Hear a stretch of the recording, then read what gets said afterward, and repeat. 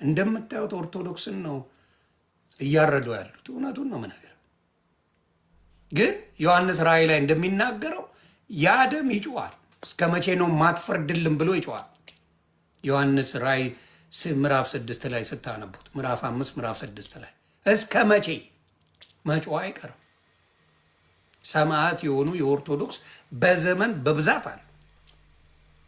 መንግስት በመጣ ቁጥር ደርግ መጣ ብትለው ሲጨፈጨፍ የነበረው ኦርቶዶክስን ነው። ሲያጠፋ የነበረው ኦርቶዶክስን ነው። ቤተ ክርስቲያን ሁላ ሲዘጋ ነበር ደርግ። ህወሓት ብትላት ያንን ነገር ስታደርገው ነው የኖረችው ሙሉ። እንዲሁም አሁን ብታየው ኦርቶዶክስ እየተገፋ ሌላው 4 ኪሎ እንደፈለገ ሲዝናናበት ነው የምታየው። ኦርቶዶክስ እየተገፋች የምናየው ነገር ኦርቶዶክስ ከመገፋት ወደኋላ ከመገፋት በየጊዜው አለባት፣ ግን እየበዛች ነው የምትሄደው። የሚገርም ነው። ያ ሁላ ተጽዕኖ እያለ ኦርቶዶክስ ታብባለች። ብዙ ተጽዕኖ አለባት፣ ግን እያበበች ነው። ነፍሴ ኦርቶዶክስን ለማጥፋት በማየው ነገር ነው ያራዳለች። እግዚአብሔር እንደ ሱቅ በደረቴ በየቦታው ቸርች ተከፍቷል። እኔ ነቢይ ነኝ፣ እኔ ሐዋርያ ነኝ፣ እኔ ዘንጥ በክርስቶስ ዘንጥ በጅንስ ነኝ እያለ በየቤት እሱ ብቻ አይደለም፣ መንገድ ላይ እንደ እብድ ሲጮል የሚውሉላለ እሱ አልበቃ ብሎ በየመንገዱ መጋዘን ተከራይቶ እየሰበከ እሱ አልበቃ ብሎ ነው ማወራ። እንደ እብድ መንገድ ላይ እየተከተለም ያጓራባል። ይሄ ሁላ ኦርቶዶክስን ለማጥፋት ይቅር በለኝ ጌታዬ ብሎ መዋሸት አልችልማ። ስለዚህ ምንድን ነው ወንድምና እህቶቼ፣ እነ አርቲስቶች የተባላችሁ ያቺን ቀን ለወንድምና ለእህቶቻችን መተው። 55 ቀን ጾመዋል፣ ሰግደዋል፣ የሚችሉትን አድርገዋል። ያቺን ቀን ተውላል፣ ሌላ ቀን እንደፈለጋችሁ። ስለዚህ ያቺን ቀን የፋሲካ ቀንን ወንድምና እህቶቼ የሚደሰቱበትን ነገር በማድረግ መተባበር አለባቸው ብዬ አስባለሁ። ያደርጉታል ደግሞ እግዚአብሔር ያክብራቸው ይሄን ስለሆነ። ስለዚህ እውነቴን ቴዲ አፍሮ ዝግጅት አለው ቢባል ሰው ይሄዳል። ስጋ ነዋ፣ ስጋ ለባሽ ነና። መዋሸት አልችልም። አለምዬ አብዬ መዋሸት አልችልም። ስጋ ለባሽ ነን እንዴ? ይሄዳል። መዋሸት ምንም አይቻል። አልወድም ዘፈን የሚል ስታብ ባይኔቸር እንወዳለን፣ ግን ስጋን የመከልከል ያንን ካላየው ገብተህ ወፍጮ ቤት ገብተህ ዱቄት አይንቃኝ የለም ያራዳልች ገብተህ አለ ወፍጮ ቤት ዱቄት አይንቃኝ የለም።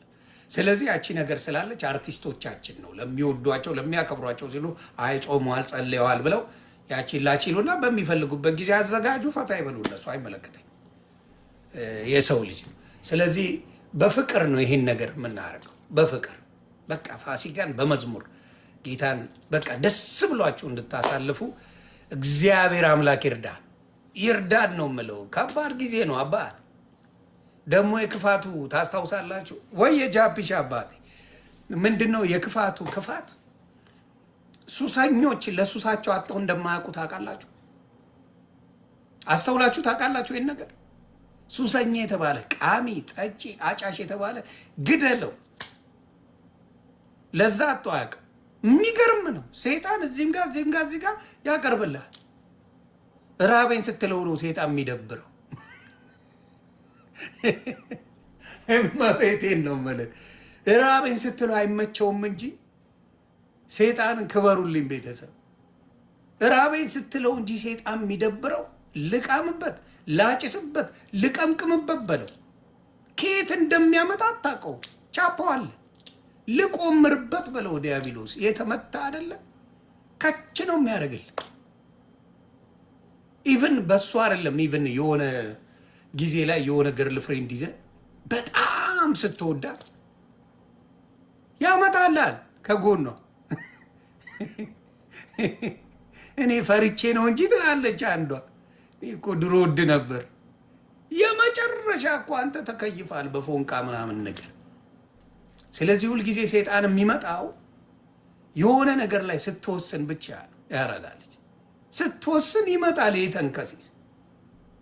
አዎ የቂማ ምናምን አጥቻለሁ ብለህ ጸጉርን ያከክ ጊዜ ገና ብለህ ሳታይ የሆነ ጀለስ ይመጣል። እንዴ አትመጭም እንዴ ፈርሸናል ይላል።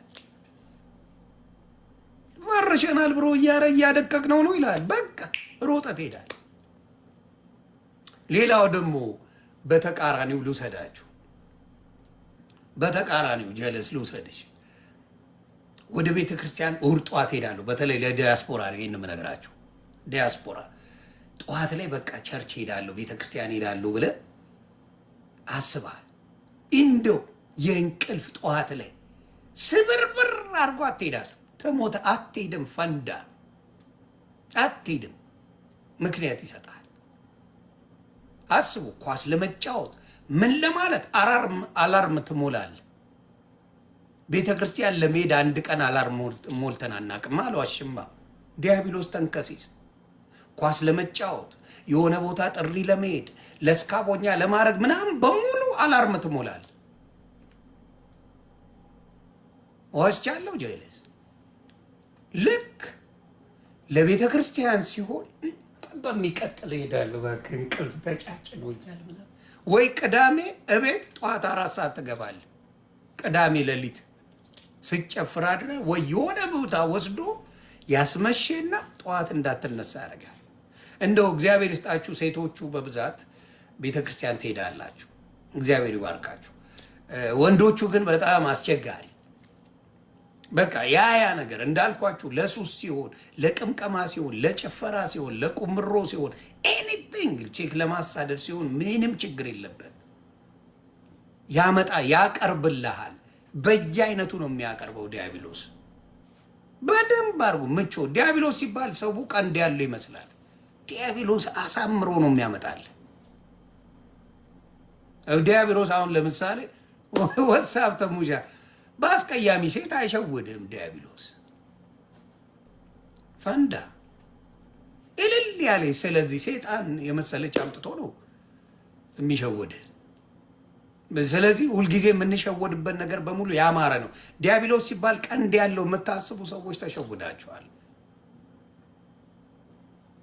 በጣም በሚያምር ነገር ነው ዲያብሎስ የሚገለጠው፣ በሚያምር ነገር። ልዩዬ እንዴት ነሽ? there is no way ዲያብሎስ አስቀያሚ ሆናችሁ ቀንድ ያለው ምናምን ሊደባደብ ኖ በምርጥ ነገር ነው የሚመጣል። ፏዲዬ በምርጥ ነገር ነው ሰይጣን የሚመጣ። አራዳ የተባለ ጥግ ድረስ ያለው ሰይጣን ጌታ ነው የዋህ። ዲያብሎስ አራዳ፣ ጌታ የዋህ፣ ዲያብሎስ አራዳ። እስቲ ዲያብሎስ ጠንቋዮች አምልከው ጠንቋይ ምናምን መተተኞች አምልከው እስቲ ዞር ልበል ይበል፣ አይፋታም። ሺህ ጊዜ አጥፍተን ሺህ ጊዜ ይቅር የሚለን እግዚአብሔር አምላክ የዋህ። ምንም ነገር አጥፍተን ይቅር በለኝ ብለህ ከተደፋ እሺ ብሎ እሚተወን እሱ። እስቲ ዲያብሎስ ጋር ሂድ፣ 2 ጥቁር ዶሮ ይዘህ ሂድና ከዛ በኋላ አልከተልም በለው። በህይወት ነው የሚመጣው። ቀልድ አያውቅም። ይሄ የተረገመ ተንከሲስ አይፋታም። እስቲ ጥቁር ፍየል ይዘህ ስትሄድ ቆይተህ ላሽ ልበል በለው፣ እንጥል ላይ ነው የሚቆምልህ። እውነታው ይሄ ነው። ስለዚህ ብዙ ሰዎች በተለይ ብዙ ሰዎች ለምንድን ነው ጥሩ እያረኩኝ ጥሩ እያሰብኩኝ ምናምን ለምንድን ነው አምላክ እኔ ጋር የማይደርስልኝ የሚሉ ወንድምናቶች አሉ፣ እኔን ጨምሮ። እየደረሰ ሳይሆን የማይፈልግ ነገር አምላክ የማይገባንን አይሰጠን። እንዳትረሳ ያራድዬ ልጅ ሊቸግር የምችለው በቅድስና ስትኖር በስሱ ቻፓ ብቻ ነው። ምክንያቱም ማጭበርበር አትችልማ። ዋቴ አይደለህማ፣ ሌባ አይደለህ። አብዛኛው ሚሊዮነርስ አጭበርብረዋል። የትም ዓለም ላይ ሂድ፣ በሚሊዮን ደረጃ ገንዘብ ያለው ተጭበርብሮ። በንጹህ ስራ እዛ ደረጃ አደርስም። ኢምፓስብል፣ አይቻልም። ስለዚህ በጣም ገንዘብ ባይኖርህ ጥሩ ነገር እያደረግ በሱስ ውስጥ ሳትኖር ምን ሳትኖር ባይኖርህ አላጭበረበርክ። ያላጭበረበርከው ያላታለልከው ገንዘብ ደግሞ ከየትም አይመጣም። የሰራኸውን ነው እግዚአብሔር እየባረከ የሚያኖር። በብልጭልጭ ነገር አትታለል። ሌላው ስላለጨለጨ አትታለል። የኔ አባት ጤና ሰጥቶ ቤተሰቦችን ባርኮል በሰላም እስከኖር ከዛ በላይ ሀብት ከየት ታመጣለህ? ከየት ታመጣ? የማያስጠይቅ የትም ብትሄድ አትጠየቅ። ማንም አይጠይቅሽም። ስለዚህ ብዙዎቻችሁ የምትሸወዱ ምንድን ነው? የሶሻል ሚዲያ ብልጭልጭ ነገር የሚሸውዳችሁ ሰዎች አሉ። ተግባባ። ቶሎ የሶሻል ሚዲያ ብልጭልጭ ነገር ለጉራ ነው የሚመጡት፣ ለታይታ ነው የሚመጡት። የማይኖሩትን ህይወት ነው መጥተው እዚህ ላሳያችሁ የሚሉት አብዛኛው። እግዚአብሔር መሰከረ። ለታይታ ጨንቆታል እኮ እዛ ምን ልወደድ ብሎ ነው የሚያደርገው። ካልሆነ በውስጥ ነው የሚያደርጉት አብዛኛዎቹ። በጣም አቅም ያላቸው ሰዎች በውስጥ ይህን ከጫፍ እስከ ጫፍ አስነግሬ የማደርገው ነገር ምን አባቱ ያደርግልኛል? በረከት የለው።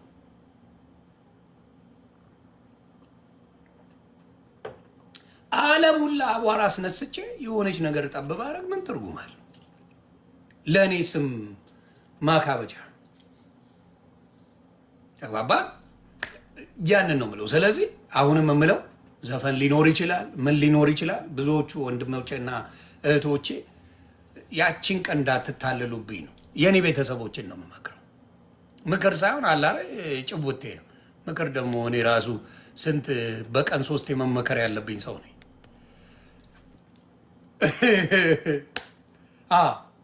እኔ ትላንት ስለተሳካልኝ ደስ ብሎኛል።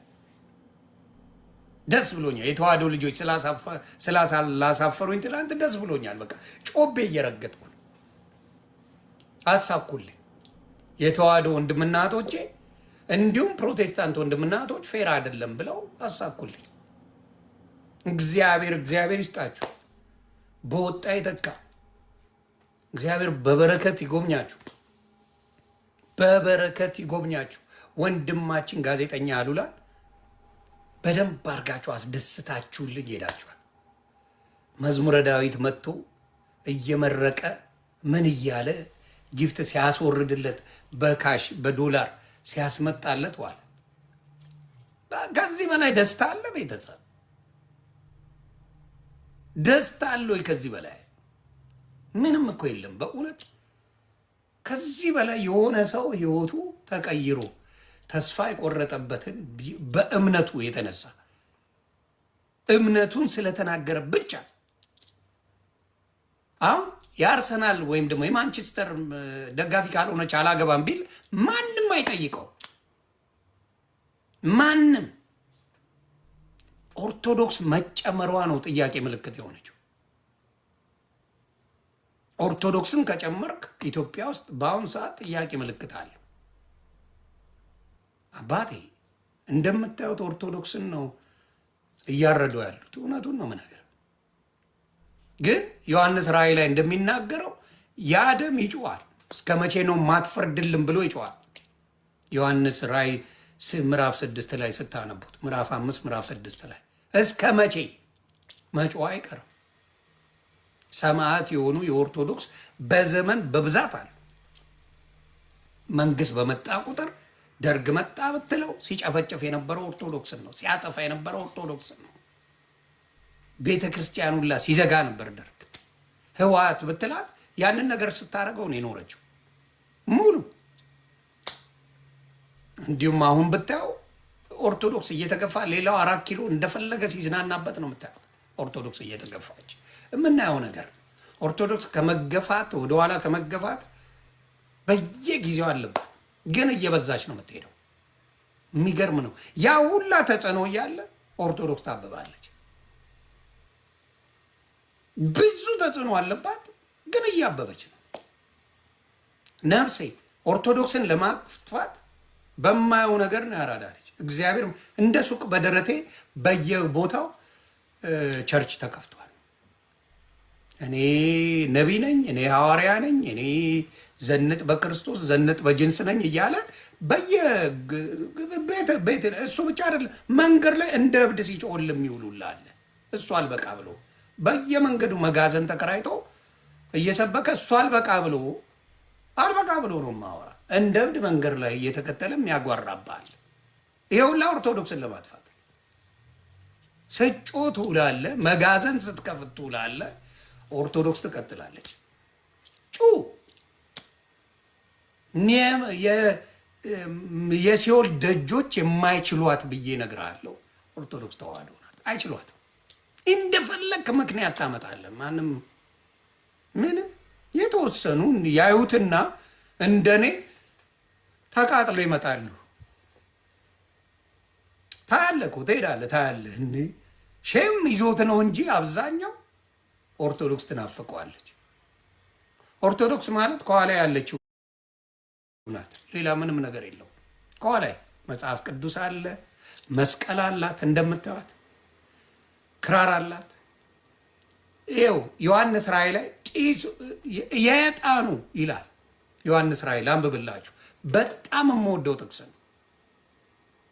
ጢሱ አብሮ ቀረበ ይላል። እዙ ጋር ያለው ጸናጽሎ አለ። መጽሐፍ ቅዱሳዊ ነው የምነግርህ። ከየትም ይሄው እንዳለ ብታየው መጽሐፍ ቅዱስ ይሄን ያላት እና በኩርፊያ የሚመጣ ትናፍቃለች ኦርቶዶክስ፣ ናፍቆት አለ። ስለዚህ ነው ብሽሽቅ ያለው ናፍቆት።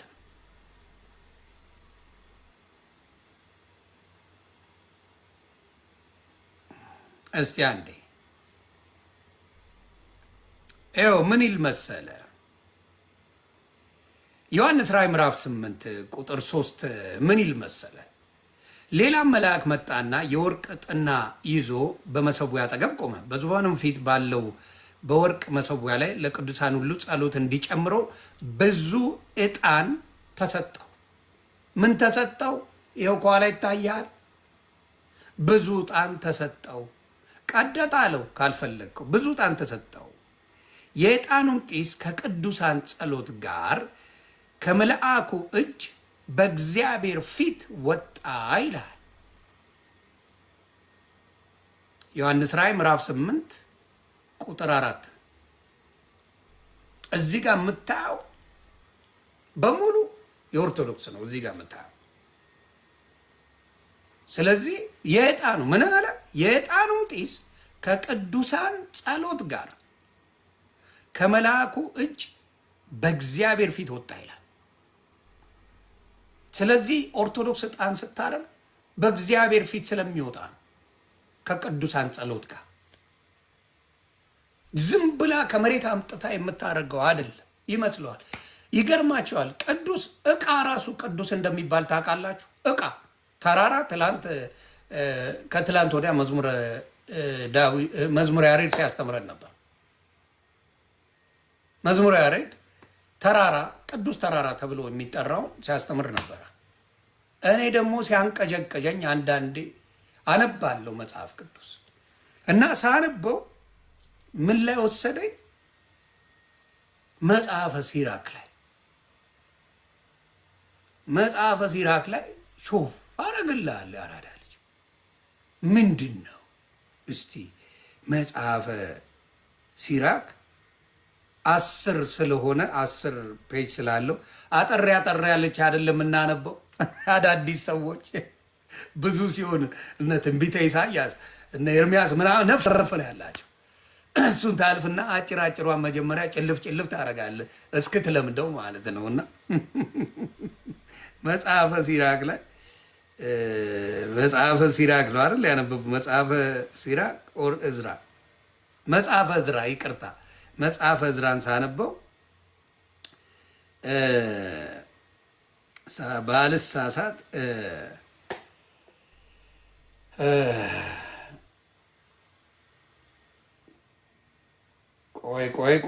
ቆይ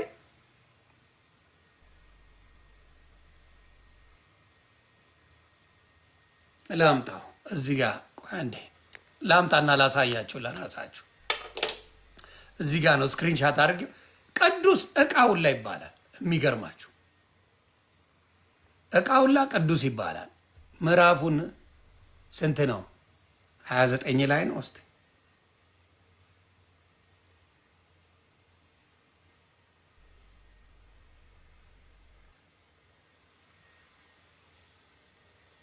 አዎ አመጣሁት። ታንኪዩ። ምን ይል መሰላችሁ? መጽሐፈ ዕዝራ ምዕራፍ 8 ቁጥር 28 ላይ ቁጥር 27 ላይ ጀምሮ ላንብብላችሁ። ምን ይል መሰላችሁ?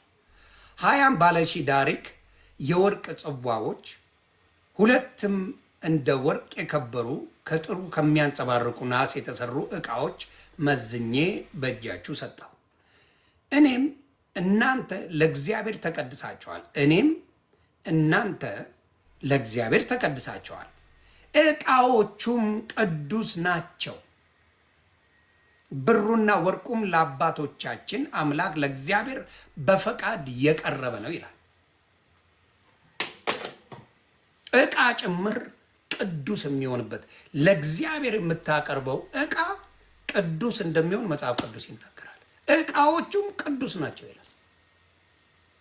ዕቃ ለእግዚአብሔር ብለህ የምታቀርበው ለዲያብሎስ አይደለም፣ ለአውሬ አይደለም፣ ለሆነ ሰው አይደለም። ለእግዚአብሔር ብለህ የምታቀርበው ዕቃው ጭምር ያዙት። ይህን ጥቅስ እንዲንፈራፈሩበት ነው ሌሎቹ ከይቅርታ ጋር ዕቃዎቹ ጭምር ይላል። ይኸው መጽሐፈ ዕዝራ ምዕራፍ 8 ከቁጥር 27 ጀምሮ ማንበብ ትችላላችሁ። ዕቃው ጭምር ቅዱስ ነው። ስለዚህ ከባድ ኬዝ ነው። ዝም ብሎ ይወስደኛል፣ የሆነ ቦታ አንብብ ይለኛል። አንዳንዴ ምንም ኃጢአተኛ ብትሆን በጌታ ፊት ከለመንክ ቅዱስ ነህ። አባቴ ጌታን ስትለምን ቅዱስ ነው የምትሆነው። ጥያቄ የሌለው ነገር ነው። በሰው ዘንድ እንጂ እኛ ኃጢአታችን በጌታ ፊት ከተንበረከክ ንጹህ ነን። ይህ እንዳትረሳ። አብዛኛው ሰው የሚሸወደው በሰውማ ቢሆን ማኝዚ ስንቴ ሞቶ ነበር። ስንቴ ሬሳይን ካላየ ራሱ አሁን ዮኒ ማኛ ሞተ ቢባል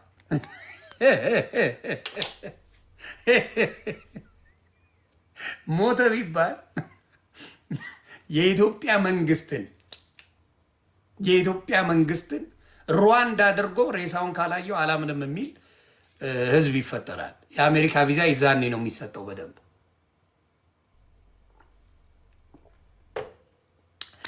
የአሜሪካ ቪዛ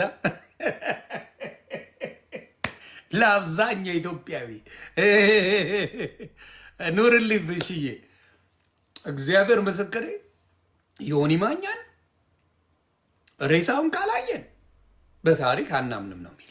ስለዚህ ኢትዮጵያ ራሱ ያሉ ከባለስልጣን ጀምሮ የኔን ሬሳ ካላዩ እንደማያምኑ ለምን ሲራክ 8:28ን ካነበባችሁ ዕቃው ራሱ ቅዱስ ነው ይላል መጽሐፍ ቅዱስ። ለእግዚአብሔር ተብሎ የሚደረግ ዕቃው ቅዱስ ነው ይላል። ስለዚህ እነዚያው ቅዱስ ዕቃ ናቸው። ለምን? እግዚአብሔርን ለማመስገን የምትጠቀምበት ዕቃዎች ቅዱስ ናቸው።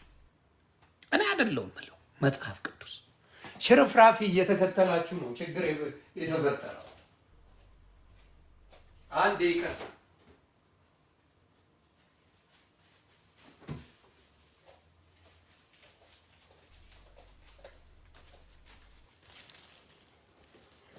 ሰላማችሁ ብዝት ይበል እና በጣም ነው ደስ ያለኝ። በጣም ደስ ብሎኛል። እና አመስግኑልኝ። ትላንትና ፕሮፌት አብነት ይመችና ግባ።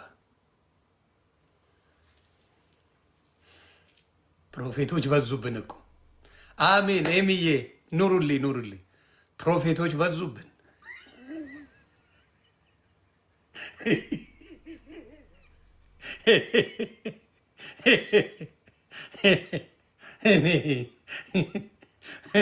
ኢትዮጵያ እንኳን አደረሰ። ሩታዬ ሊሆን የምትሰሪያቸው እየተመቸኝ ነው። ምን አለች ሩታ? የሰራችው ቪዲዮ አይቼስ ስሞትላችሁ ነበር። ምን አለች? ሂውማን ሄር ግዢልኝ ብላ የበሬ ዋጋ ጠየቀች።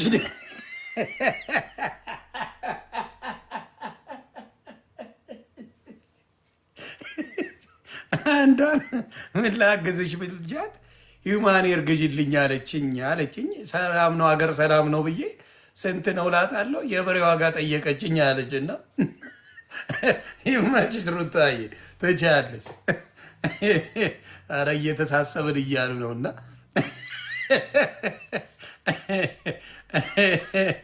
እንተሳሰብ። እሱን ነው የምለው። ሄደ ፕሮፌት አብነት ለምን ሪኩዌስት አደረከኝ አባ? እኔ እንደው በእውነት እውነቴን ነው የምላችሁ ራሳችሁን ነቢይ ነን እያላችሁ ስም የምትሰጡ ሰዎች እኔ እግዚአብሔር ይሁናችሁ። ስሙ ግን አይከብድም ለመቀበል። ይኸው ጌታ ኢየሱስ ራሱ ቢሰጠኝ እኔ በፊት ለሙድ ምናምን ብያለሁ ቢሰጠኝ ራሱ የሚከብደኝ ነገር እሱ እንደሆነ ታውቃላችሁ። አይገባኝም ባይነኝ እኔ እግዚአብሔር ምስክር እኔ መቤቴን ነው የምላችሁ። እንደው መጥቶ ጌታ ኢየሱስ ራሱ አንተ ነቢይ ነህ ቢለኝ ኧረ አይገባኝም ነው የምለው። በፍጹም በማንን እንዴት ነው የምለው። የሚከብድ ስም እኮ ነው ለራስ ሐዋርያ ብሎ ስም መስጠት፣ ለራስ ነቢይ ብሎ ስም መስጠት በጣም ከባድ እኮ ነው። አይከብድም? ግን እንደው ስሙን ለተቀበላችሁ ሰዎች አይከብዳችሁም? እንደው ትንሽ ክብደት የለውም? በጣም ከባድ እኮ ነው በእውነት በጣም ይከብዳል እኮ። እንደው ሰው ጫናውን እንዴት ሰው ቻለው? እኔ ቢለኝ እግዚአብሔር ምስክር ጌታ ኢየሱስ ቢለኝ ራሱ እሱን ለመናገር ይከብደኛል። ነቢይ ብሎኛል ተብለ የእግዚአብሔር አፍ መባልን የሚያህል ከባድ ነገር የለም። የስጋ ለባሽ ነኛ። በጣም የሚከብደው ስም እሱ ነው እና እንደ ቀልድ እንደ ሻይ ቡና ነብይ እየተባባላችሁ ስትመጡ እኔ አድናቂያችሁ ነኝ። እኔ በጣም ነው ማደንቃችሁ። ደግሞ ነብይነት ለምንድን ነው ያስፈለገው?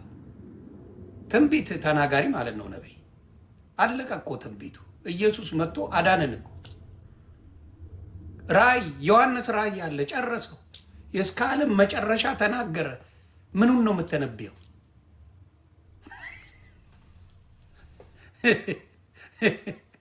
ምኑን? አለቀ።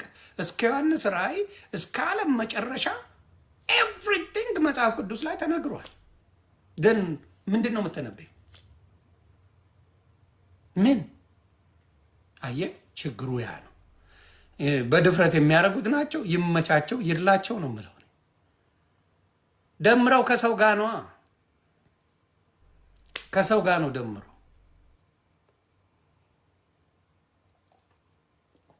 እና ምናልባት ለኳስ ከሆነ ትንቢቱ ይሰራል። ኳስ ሲጫወቱ ምናምን ነገር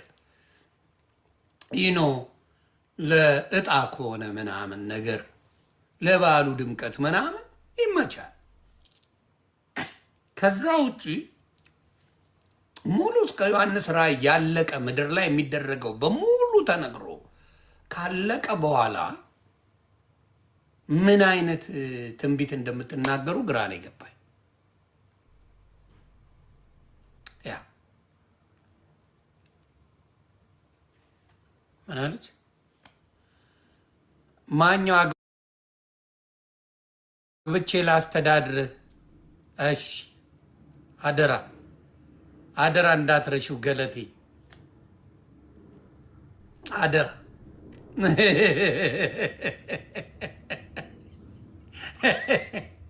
አደራ አስተዳድርኛ ግቢና ገለቴ። ያን ነው የምለው። እና ትንሽ ራሳችሁን ብትጠይቁ መልካም ነው ላለሁ። ደሜን ልለጠልጠው ነው ዛሬ መጀመሪያ የሀቢብቲ ይላል አባት የአራዳ ፕላንት በቃ የሆነ ስትመጣ ሞባይል የራሱ ማለት የኔ ሞባይል እንዲህ ትላለች እንዲህ ትላለች። ደም ይኸውልህ በዓል መስጌልቻለሁ አረንጓዴ ቢጫ ቀይ ደምቅሻል እናቴ ግድ ይላል። ልደትዬ ትዝ አለችኝ። እኔ ሁልጊዜ የምንሰግደው የልደታ ልጆች ያው ታውቃለህ ልደትዬ ነው እና እዛ ነው የምንሰግደው የነበረው። እጃችን ይሄ ይቆስላል። ይሄ ልነግርህ አልችልም። ደም በደም ነው የሚሆነው እጃችን፣ ደም በደም በእውነት ነው የምልህ። የዛ ጊዜ ጸሎቴ ነው እስካሁን የሚያኖረኝ። አባቴ ብሏል። ከባድ ጌታ በእኔ የማይጨክነው ለዛ ልጆቼ ዛሬ የመጀመሪያ ስግደታቸውን ያደረጉት እና ጓጉቷል። ከቤት ስንወጣ 2 ሰዓት ነው የወጣ ነው። ጓጉቷል በቃ ለመስገድ። አባቴ በቃ ገብተን ቅድስት ማርያም ነበር፣ አዳማ ቅድስት ማርያም ካቴድራል ነው። ቅድስተ ማርያም ነው። ቅድስተ ማርያም ሰገዱ ሰገዱ ሰገዱ ሰገዱ ሰገዱ ሰገዱ ሰገዱ ሰገዱ፣ ከ100 በላይ ሰገዱ። ከዛ በኋላ ውድቅ የሉም። ጨርቅ ነው የምትሆነው። ከዛ እንዲህ ተሸክሜ ነው ባጃጅ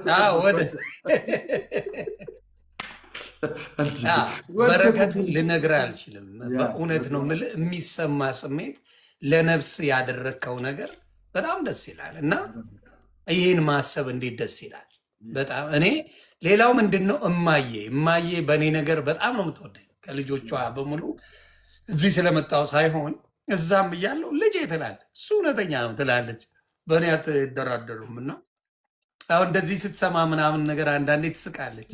አይ ልጄ ትላለች። ያው የእናት ነገር ታውቀዋለህ። እንደ በመቤቴ ብዙ የምታነብ አይደለች ማኛው። ሌላው ደግሞ በጣም ዛሬ እኔ እግዚአብሔር በሚያውቀው አስተውዬ አላውቅም በህይወት ዘመን። አንተ ሲሰገድ ማለት ነው ሲሰገድ ለካ ዝም ብለህ እንደዚህ ብቻ አይደለም የምትሰግደው። ዝም ብለህ ገብተህ እንደዚህ ብቻ አይደለም የምትለው። ሲቀደስ የምትሰግድበት ቅዳሴ አለ። ደግሞ ቆመ ቅዳሴ ያስጨርሰ ልክ ደግሞ እንደዚህ እንዴ በጣም እኔ ያው ትርጉሙን አላውቀውም፣ የገዝ ትርጉሙ ግን ትጠይቃለህ አሉልን እነ መዝሙረ ያሬድን የመሰሉ ወንድሞች አሉ። ያ ዋናው ካህን ማለት ነው አንድ መነባነብ እያነበበ ነው የሚቀድሰው። ከዛ አንተ የምትሰግደው እሱ መነባነቡን እንደጨረሰ ነው አንተ የምትሰግደው። ገባ? ከዛ ደግሞ ትነሳለህ። ከዛ እሱ መነባነቡን ያደርጋል። አንተ እንዴት ደስ ይላል መሰለህ ስሜቱ። ሰው ይሁል እንግዲህ አስበው ምን ያህል በመንፈስ ሲሆን ሰው ገብቶት እግዚአብሔር ያሳይ። ቋንቋውን ግዕዙን አብዛኛው አያውቀውም፣ አልዋሽም አያውቀው። በዛ ያህል የተደሰተ ህዝብ ማየትን የሚያክል የሚደንቅ ነገር የለም።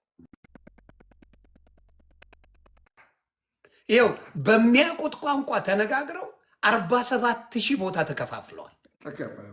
ኢማጂን በሚያውቁት እግዚአብሔር ያሳይ። በማያውቁት ሆኖ እስካሁን አንድ ነው።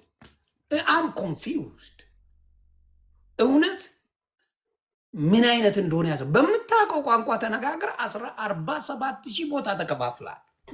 ያውም በአንዱ ብቻ በክርስቶስ ነው ማምነው ብለህ የማያውቀውን ግዕዝ እየሰማ ደስ ብሎት ይሰግዳል። አየህ፣ እምነቱ ነው ዋናው፣ ቋንቋው አይደለም። እምነቱ ካለ ትድንበታል። የሚጥመው ያ አነበብኩት ገባኝ ብሎ ነው ገደል የሚገባው። ገብቶሃል? አብዛኛው የሚገርም ዕቃ ራሱ ቅዱስ እንደሚባል ለምን የሆነ ቦታ እግዚአብሔር አያሳየኝም? ዛሬ ማኝዚ ለመስክርልህ አንተ ቆይ ከአንተ በፊት ልዘግብ ነው። ዕቃ ራሱ ቅዱስ እንደሚባል መጽሐፍ ቅዱስ ላይ የሆነ ሳነብ አልመጣልኝም። መጽሐፈ ሲራክ ልዘግብ ሲያራድዬ ልዘግብ አባቴ ደስ ብሎኝ። መጽሐፈ ዕዝራ ይቅርታ ሲራክ ላለው ዝም ብዬ ምዕራፍ 8 መጽሐፈ ዕዝራ ምዕራፍ 8 ቁጥር 28 ላይ ያዥ ለሌላ ጊዜ ዕቃ ሁላ እንደሚባል እንዲያውቁ ተራራ ይባላል። ምን ይላል? እኔም ይላል እናንተ ለእግዚአብሔር ተቀድሳችኋል፣ ዕቃዎቹም ቅዱስ ናቸው። ብሩና ወርቁም ለአባቶቻችን አምላክ ለእግዚአብሔር በፈቃድ የቀረበ ነው። ከዛ በፊት ያለውን ላንብብልህ። ሀያም ባለሺህ ዳሪክ የወርቅ ጽዋዎች መጽሐፈ ዕዝራ ምዕራፍ 8 ቁጥር 27 መጽሐፈ ዕዝራ 27 ቁጥር 27 ምን ይላል? 20 ባለሺ ዳሪክ የወርቅ ጽዋዎች። ጽዋ አላት አይደል? ኦርቶዶክስ እዛ ቤት ጽዋ ወፍ የለ ጽዋ አላት። 20 ባለሺ ዳሪክ የወርቅ ጽዋዎች፣ ሁለትም እንደ ወርቅ የከበሩ ከጥሩ ከሚያንጸባርቅ ናስ የተሰሩ ዕቃዎች መዝኜ በእጃቸው ሰጠው። እኔም እናንተ ለእግዚአብሔር ተቀድሳቸዋል፣ ዕቃዎቹም ቅዱስ ናቸው፣ ብሩና ወርቁም ለአባቶቻችን አምላክ ለእግዚአብሔር በፈቃድ የቀረበ ነው ይላል። አየ፣ እንደዚህ አይነት ነገር መጽሐፍ ቅዱስ ነው የሚል። ለእግዚአብሔር የምታቀርበው ነገር በሙሉ ቅድስና አለ። እንደዚህ ነገር በሚያስደንቅ ነገር አሁን ይህንን ይይዝና እንዲህ ብለህ ስትለው እንደዚህ የተጠቀመ ሐዋርያ የት አለ ይላል። የትኛው ሐዋርያ?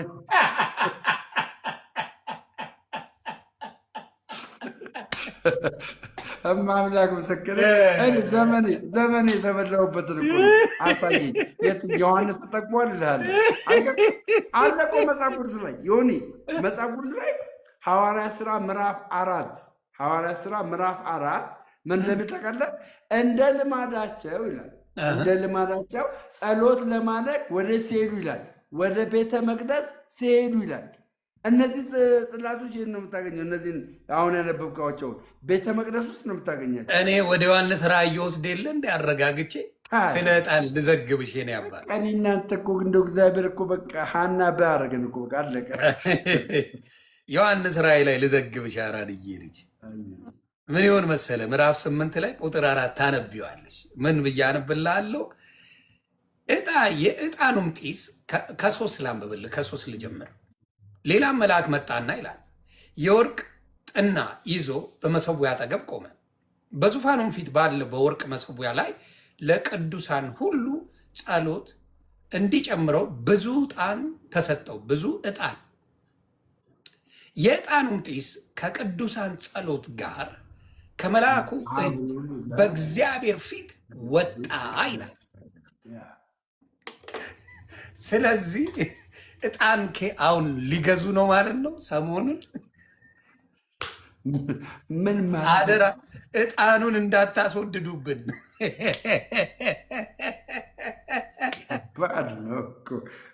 አሁን ከባድ ኬዝ ነው። እነሱም ዕጣን ከጨመሩ ባሰዎች ጀምረዋል። ታውቃለህ፣ ዕጣን ጀምረዋል እኮ አላየህ እንዴ?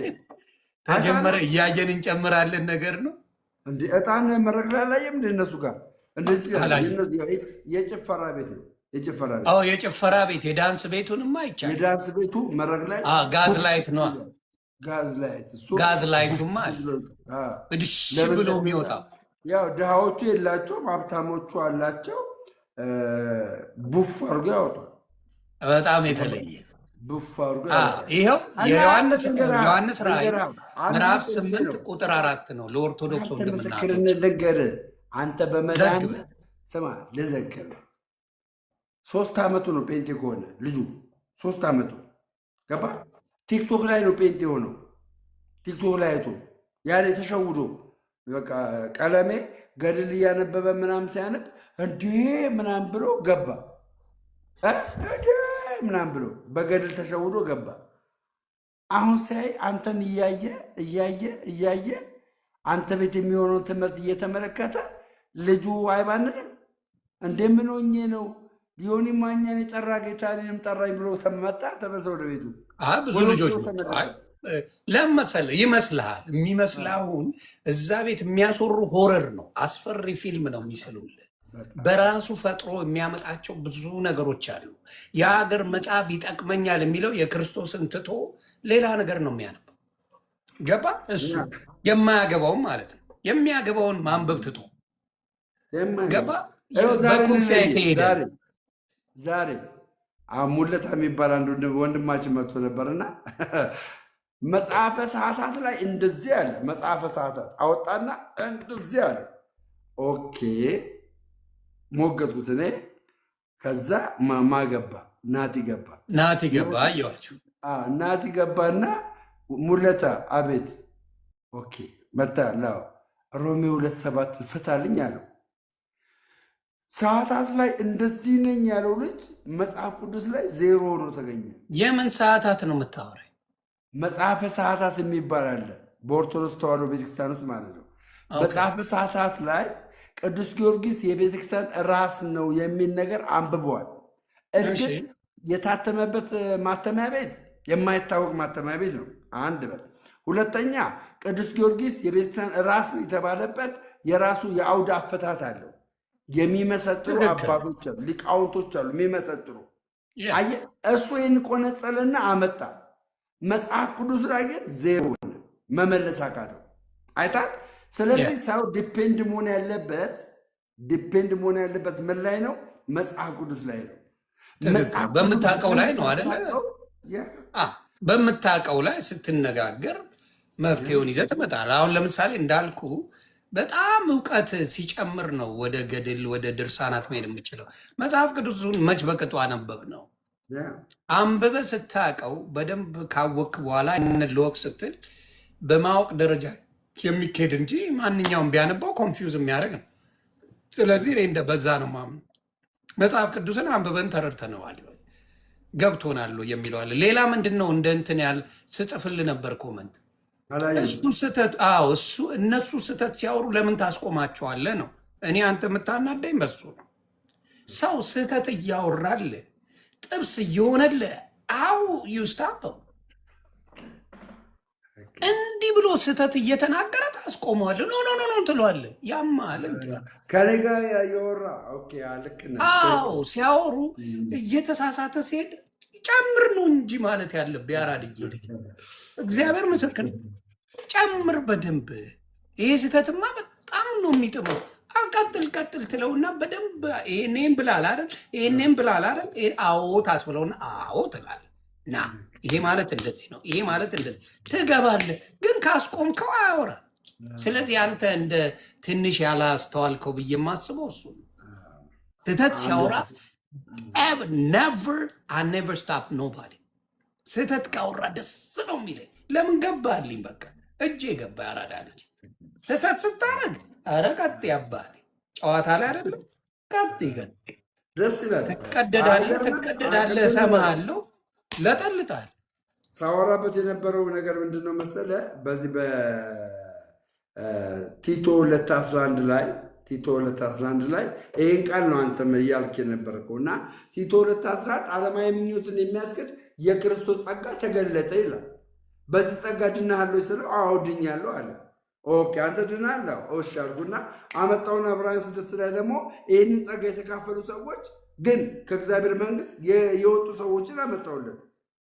ጸጋው አድኗቸው አላዳናቸውም። እነዚህ የእነሱን አላቅም አይደል? ለምንድን ነው ያመጣውለት? እሱም ብቻ ሳይሆን ማቴዎስ 7:24 አታነብለትም እንዴ?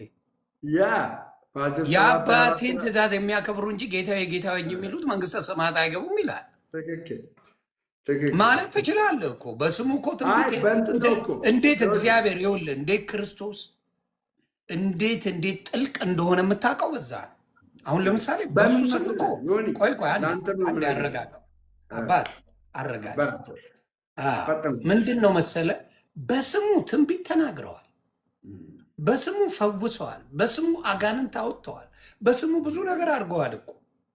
እንደ ሰው ቢሆን የክርስቶስ ናቸው ነው የምትለው። እንደ ሰው ከሆነ እንደኛ አስተሳሰብ እንደ እነዚህማ የክርስቶስ ናቸው ትላለህ። ክርስቶስ ግን ከምን እንደሆነ ፍላጎታቸውን ያውቀዋል። ለምን እንደተጠቀሙ ስለሚያውቅ እናንተ አመፀኞች ከኔ ራቁ እላችኋለሁ። ለምን እንደሆነ ስለሚያውቅ በክርስቶስ ስም እንዳጭበረበሩ በሱ ስም ትንቢት እያደረጉ አጭበርብረዋል። እውነት ተናግረዋል እኮ፣ ፈውሰዋል እኮ፣ አጋንንት አውጥተዋል እኮ ስሙ ኃያል ስለሆነ። ያም ሆኖ ግን ክርስቶስ ያውቃቸዋል። እነዚህ ሌቦቹ ስለሚያውቃቸው ምን አለ? አባረራቸው። ይህ አላውቃቸው በቃ እንደዚህ ስላለ ልነግርህ የምፈልገው ምንድን ነው፣ አብዛኛዎቹ አሁን ስለፈወሱ የሚያድኑ የሚመስላቸው ሰዎች አሉ። ኖ ስሙ ኃያል ስለሆነ ነው የፈወሰው፣ ግን በመሀል እነሱ ያጭበረብራሉ። ችግሩ እሱ ያንን ነው ምለው። ኤኒዌይስ ዝግጁ ነው ወይ? ዛሬ ምረግጥ ይመስለኛል ሳስበው።